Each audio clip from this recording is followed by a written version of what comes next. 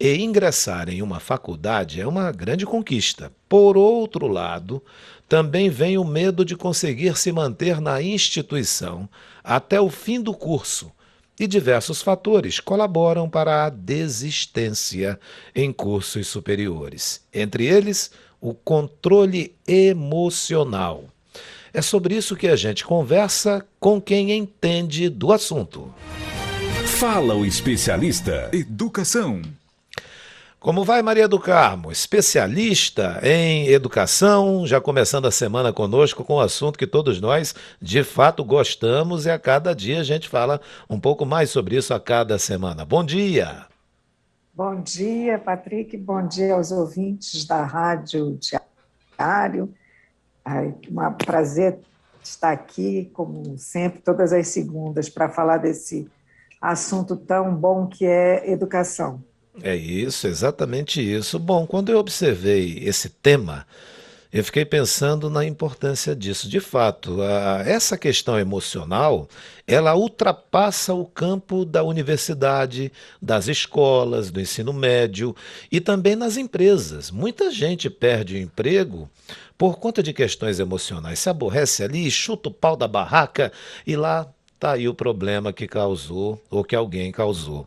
Mas em se tratando das universidades, Maria do Carmo, como as instituições lidam com o sofrimento e as questões de saúde mental de seus alunos? Então, eu acho que hoje, principalmente nesse contexto da pandemia, ficou assim patente a necessidade das instituições de ensino, faculdades ou universidades terem redobrada mental dos seus alunos, principalmente porque a saúde mental ela é essencial, né, para a qualidade de vida, para a qualidade do processo de formação dos universitários, desenvolvimento dele pessoal. Ninguém com a saúde mental abalada consegue realizar minimamente a de intelectual. E isso fica assim mais patente no aprendizado, o aluno tem dificuldades e isso tem sido assim um problema, principalmente essa época de pandemia que se estima houve um incremento aí nos sintomas de ansiedade. Então as universidades elas têm realmente essa responsabilidade de buscar ajudar, dar um suporte para os seus alunos nesse momento e sempre que eles precisarem. Hoje já é natural, densitário, esses núcleos que dão apoio. Inclusive, assim, a UNB, ela tem um curso sobre felicidade, né? Assim, que é um curso que justamente tem um mecanismo, apesar do nome, ele não é um prático, onde ele busca fazer com que o aluno aprenda a lidar com esses fatores externos que dificultam o aprendizado. Estresse, a ansiedade, que é uma constante nos dias atuais, seja lá por qualquer razão, enfim, o medo está aí e a gente precisa tratar da saúde mental sem. Isso é importante. Eu acho que hoje a gente já não é como um problema, porque antigamente havia até uma certa marginalização, tem problema mental. Não. Hoje em dia, qualquer tipo de transtorno, ele gera essa necessidade e a pessoa tem que procurar ajuda sem ter receio disso. Muito bem, importante esse ponto. A gente focou muito no estudante, né, das universidades e o professor da universidade, e o corpo ali docente da universidade também pode sofrer com isso? Não tenha dúvida, todos nós estamos sujeitos a esse estresse, a essa situação de ansiedade, e também os nossos docentes, como qualquer outro ser humano, eles precisam ter esse apoio psicológico também. Eu falo, principalmente agora, nesse momento aí, pós não, né? Nós ainda estamos em plena pandemia, mas eles têm tido assim muita pressão para o trabalho online, pressão do isolamento. Então, os professores também sofrem os efeitos da ansiedade na vida deles e, por essa questão, também tem apoio psicológico prestado sempre, óbvio, isso é muito importante, tá? Por pessoas habilitadas, capazes, responsáveis. Isso tem que ser assim muito rigoroso. Não pode se buscar apoio com qualquer pessoa. Nós estamos conversando com a especialista em educação, que é a Maria do Carmo, que conversa conosco hoje sobre um tema que é também de vital importância, que é a importância do apoio psicológico nas universidades. Bom, há alguma lei que garanta esse apoio psicológico dentro das instituições de ensino superior? Não, não existe nenhuma legislação específica que dê instituições que prestem esse tipo de apoio. No entanto, né, cada instituição ela faz de acordo com aquilo que ela acredita e também com as suas diretrizes.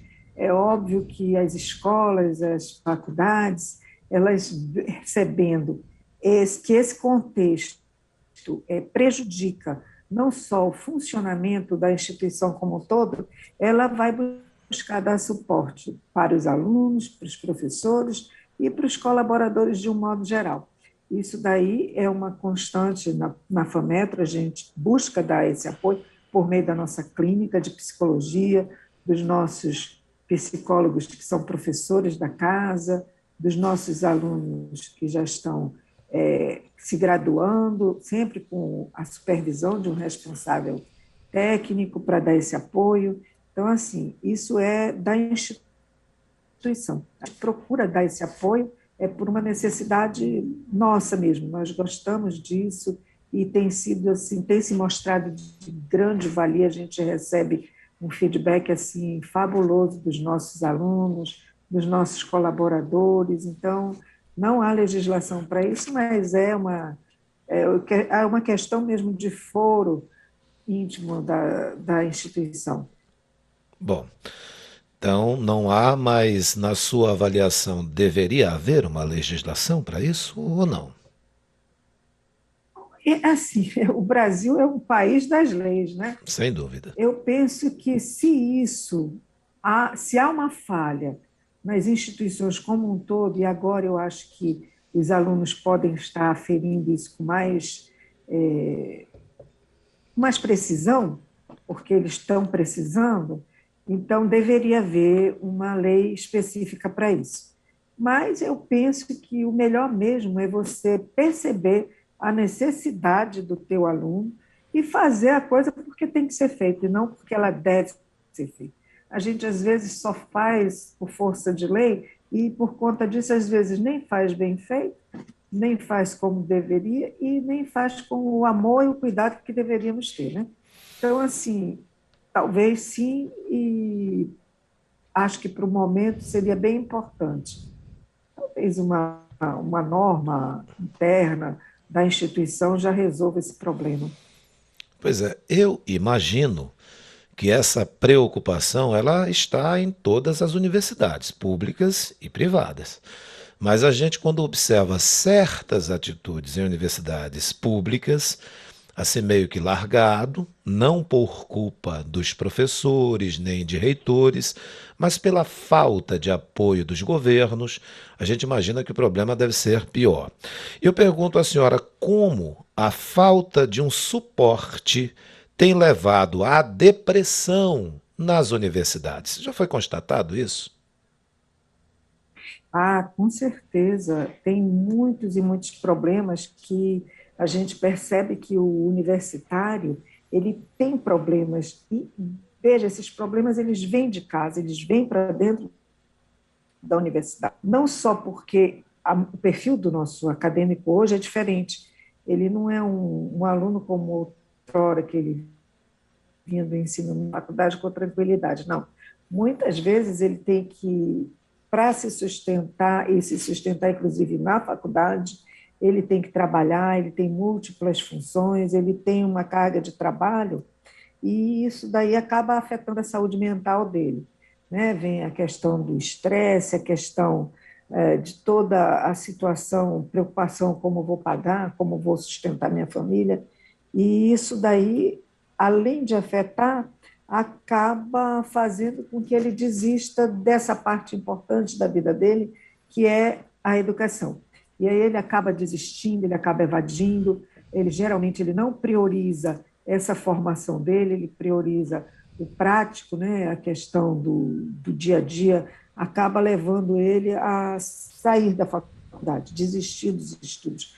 E mesmo alunos que têm condição, eles simplesmente se desmotivam e param de estudar. A gente tem tido assim muitos reportes de alunos que a família tem dificuldade, procura a gente, os pais procuram para ter esse apoio da faculdade para que o aluno volte à sala de aula. E então assim a gente dá uma atenção muito grande para isso, principalmente hoje nos cursos de saúde, né, que deveriam ser diferentes, mas são justamente esses cursos que têm o maior impacto de pessoas com dificuldades, ansiedade, até pela carga de estudo, pela responsabilidade, enfim, são vários os fatores que levam o aluno a sofrer da depressão, sofrer sintomas de ansiedade, e a gente procura dar esse apoio para ele de alguma forma. Muito bom. Bem, e a desistência, hein, Maria do Carmo, por conta dessa situação nos cursos, ela tem ocorrido? Está pequena? Está alta? Quais são os números? Não, ela acontece com bastante frequência, né? E agora até aumentou por conta da pandemia novamente. Tem a questão do medo do contágio, o que não é errado, né? A gente tem que ter um certo medo, mas o medo ele tem uma função, ele não pode paralisar a pessoa, ele é um mecanismo de defesa do ser humano. Então, a pessoa tem que enfrentar de alguma forma. E, humanamente, esse auxílio de um profissional competente na área para suprir essas necessidades que ele está tendo, que ele vem a ter, né? Os alunos, eles são informados que podem procurar esse atendimento gratuito nas universidades? Olha, de um modo geral, eu imagino que sim. Na FAMetro, nós anunciamos isso por várias formas, né?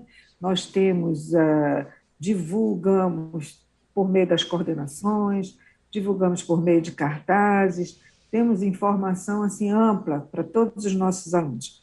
Até porque nós não paramos, nós temos uma clínica de psicologia, como eu já falei, e nós atendemos não só nossos alunos, mas professores, colaboradores e, é claro, quando se tem a oportunidade, membros da comunidade. Isso é uma parte da nossa responsabilidade social.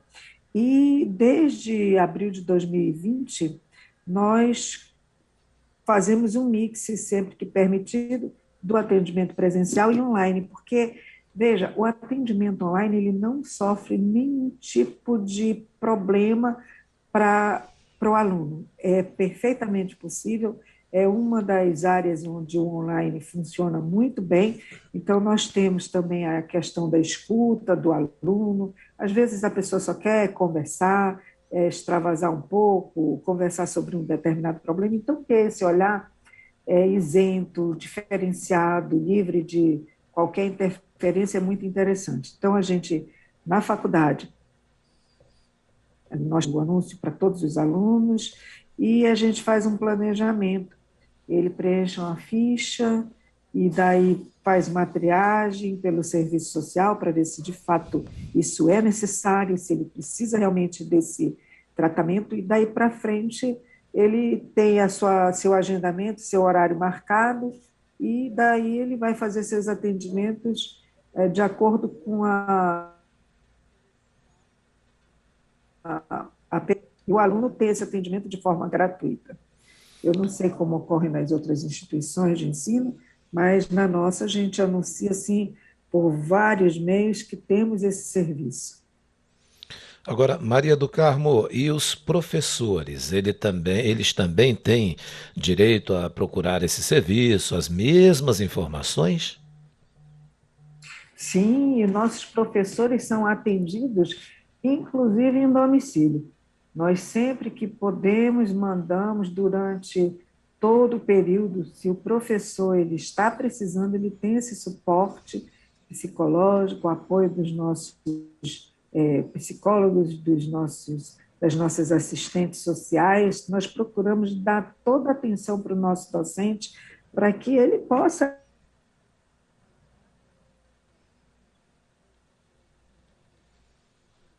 né, prestar uma tranquilidade que a gente precisa para esse serviço, principalmente ele e também nossos colaboradores, eles são atendidos por esse serviço.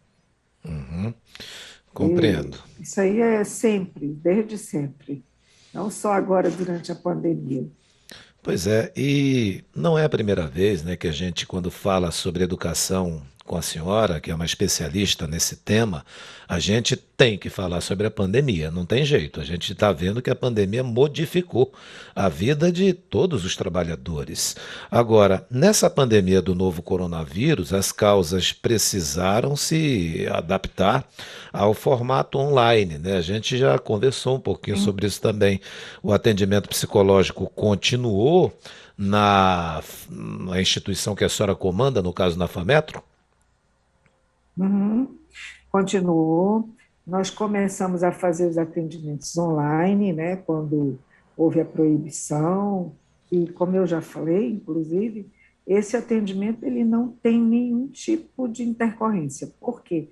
É possível, você conversa com até com mais privacidade, o aluno ou o professor na sua casa, então o atendimento online ele virou realmente assim um braço para a instituição nesse momento, o que permitiu inclusive uma maior flexibilidade e um maior número de atendimentos. Agora, em fevereiro de 2021, nós voltamos a ter o atendimento presencial, quando foi liberado, e assim a gente vai marcando, fazendo com devido cuidado, os atendimentos através de um planejamento criterioso, toda aquela assistência que o aluno tinha já de forma presencial. Bom, qual é a dica que a senhora dá para aquele aluno que uma hora tem que voltar presencialmente para a sala de aula, né? E, É. e pode estar dizendo, puxa, lá vou eu encontrar tal pessoa, puxa, lá vou eu encontrar tal situação, porque acontece isso também. Qual é a dica que a Uhum. senhora dá para que isso não interfira no aprendizado do ensino superior dessa pessoa?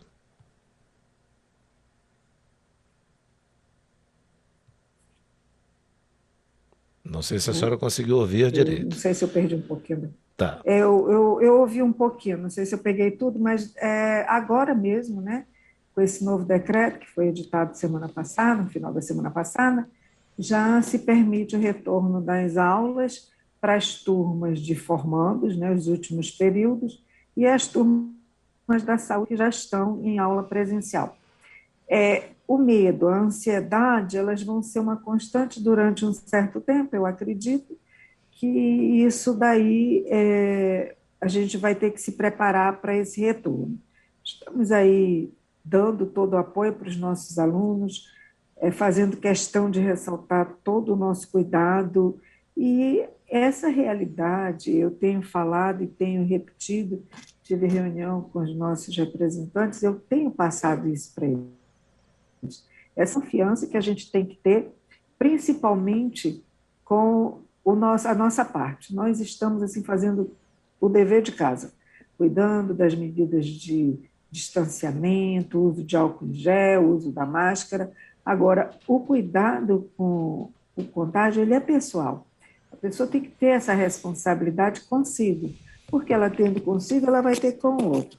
E nós, assim, tivemos esse período difícil, que foi muito grave, e agora esse retorno vai acontecer e é preciso que a gente trabalhe essa questão do medo, da ansiedade. Como eu falei, o medo ele tem um fator para o ser humano que ele deveria ser, né, um mecanismo de proteção. Então, aí eu tenho medo, mas eu não me isolo, não fico ansiosa, eu tomo cuidado. Né? Essa é a reação natural do medo. A gente tem que tomar as devidas precauções. Então, assim, nós já estamos fazendo esse retorno vai ser gradual, com todos os cuidados, já estamos fazendo aí, colocando à disposição dos alunos a nossa clínica de psicologia, para os que quiserem fazer essa triagem aí, preenche o formulário, os alunos vão ser analisados de acordo com as suas necessidades e direcionados para o atendimento clínico. E esperamos que isso ajude-os nessa nova etapa da vida deles, para que possam dar sequência às suas vidas, né? Eu tenho reiteradamente repetido que se você paralisar, ou se tivesse paralisado no começo da pandemia, já seriam quase 2 anos perdidos. Seriam quase não, seriam 2 anos desperdiçados, não é perdidos não. É isso. Especialista em educação, Maria do Carmo, muito obrigado por sua participação. Começando a semana novamente falando desse tema que é tão importante, vital para todas as pessoas, de todas as profissões, que é a educação. Tenhamos uma excelente semana e até a próxima. Até a próxima, obrigada mais uma vez. Muito Bom obrigado. dia. Bom dia.